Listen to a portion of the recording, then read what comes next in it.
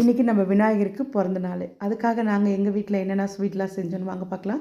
கொழுக்கட்டைங்க. மாவு வந்து 2 கப்பு மாவு அளவுக்கு போட்டு தண்ணி கொதிச்சதுக்கப்புறமா உப்பும் கொஞ்சம் எண்ணெய் ஊற்றி நல்லா மாவு கலந்து ரெடி பண்ணி எடுத்து வச்சுட்டு ஒரு பக்கம் இருக்கட்டும்னு.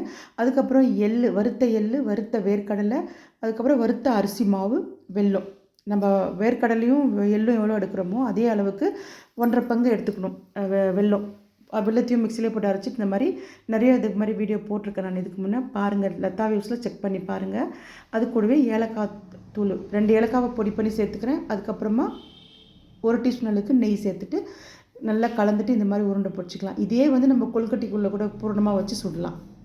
அதுவும் ரொம்ப டேஸ்ட்டாக இருக்கும். அதுவும் செய்கிறேன். இப்போ பாருங்கள், சுண்டல் வந்து கொண்டக்கடலை சுண்டல், வெள்ளை மூக்கல்ல அதை நல்லா வேக வச்சுட்டு இந்த மாதிரி வெங்காயம், கொஞ்சமாக பூண்டு, அதுக்கப்புறமா தேங்காயும் இந்த ஒரு கைப்பிடி அளவுக்கு வெந்த சுண்டலும் போட்டு மிக்சியில் பல்ஸ் மோடில் விட்டு அது கூட சேர்த்துட்டு ஒரு அரை எலுமிச்சம்பழம் புழிஞ்சிக்கோங்க.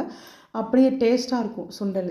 அதுக்கு நல்லா நம்ம கோயிலில் கொடுக்குற மாதிரி இருக்கும் சுண்டல். அதுக்கப்புறம் தேங்காய் பூரணம் ஒரு பக்கம் ரெடி ஆகிட்டுருக்கு, பாயாசம் ஒரு பக்கம் ரெடி ஆகிட்டுருக்கு. இப்போ வந்து கொழுக்கட்டை வந்து ரெடி பண்ணிடலாம். மாவு நல்லா கலந்து பிசைஞ்சு எடுத்து வச்சுட்டேன். இப்போது வாழை இலையில் வச்சு தட்டலாம், நம்ம கையிலையும் தட்டலாம். யங்ஸ்டராக இருக்குதுன்னா வாழை இலையில் தட்டும்போது ரொம்ப மெலிசாகவும் வரும், தட்டுறதுக்கும் ஈஸியாகவும் இருக்கும். எண்ணெய் தடவிட்டு பண்ணிக்கோங்க. இதே மாதிரி நான் ஃபஸ்ட்டு இந்த எள்ளு உருண்டை பண்ணோம் இல்லையா, அந்த பூரணம் வச்சேன். இப்போ தேங்காய் பூரணம் வச்சு ரெண்டு விதமான கொழுக்கட்டையாக செஞ்சு எடுத்துக்கிட்டேன் நான். ரொம்பவே சாப்பிட்டா சூப்பராக இருக்கும் இந்த மாதிரி கொழுக்கட்டை செய்யும்போது. நான் கொழுக்கட்டை மாவு வந்து ஏற்கனவே வீடியோ போஸ்ட் பண்ணியிருக்கேன் பாருங்கள்.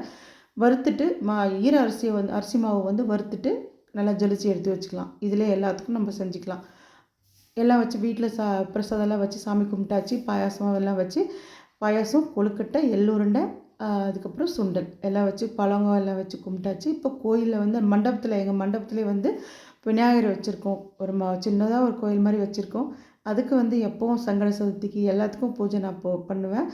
அதுக்கு இன்றைக்கி வந்து சூப்பராக எல்லாருமா போயிட்டு பிள்ளையாருக்கு பிடிச்ச எல்லா ஸ்வீட்டும் எடுத்துகிட்டு போய் பண்ணிவிட்டு எனக்கு தெரிஞ்ச மாதிரி சிம்பிளாக தான் பண்ணியிருக்கேன். அருகம்புல் மாலை, பூ மாலை, எருக்க மாலை எல்லாம் போட்டு பிள்ளையார் கும்பிட்டு, எங்கள் சின்ன பையனுக்கு இந்த எள்ளு உருண்டைனா ரொம்ப பிடிக்கும். எப்போவுமே சின்ன வந்து கேட்டுகிட்டே இருப்பான். அதுக்காக அதையும் செஞ்சுருந்தேன் இன்றைக்கி. சூப்பராக எல்லாம் ரெடி ஆகிடுச்சு. பாருங்கள், நான் புட்டு காமிக்கிறேன். எவ்வளோ சாஃப்டாக வந்திருக்கு இந்த கொழுக்கட்டைன்னு. பஞ்சு போல் இருக்கும். முதல்ல பிள்ளையாருக்காக அவங்க அம்மா செஞ்சு கொடுத்த ரெசிபி இந்த கொழுக்கட்டை. நம்ம முனிவருங்க, கடவுள்கள் மட்டும் இல்லை அம்மாவை மறக்காமல் இருக்காங்க. நம்ம கூட பசங்க கூட இந்த சின்ன வயசுலேருந்து அம்மா செஞ்சு கொடுத்தது 100 வயசானாலும் மறக்காமல் அந்த ரெசிபி எனக்கு ரொம்ப பிடிக்கும்னு சொல்கிறவங்க நிறைய பேர் இருக்காங்க. அதே மாதிரி நம்ம செஞ்சு கொடுக்கலாம். தேங்க்யூ. வீட்டில் பூஜை எல்லாம் முடிச்சுட்டு நானும் நிதிஷாவும் கோயிலுக்கும் போயிட்டு சாமி கும்பிட்டு வந்தோம்.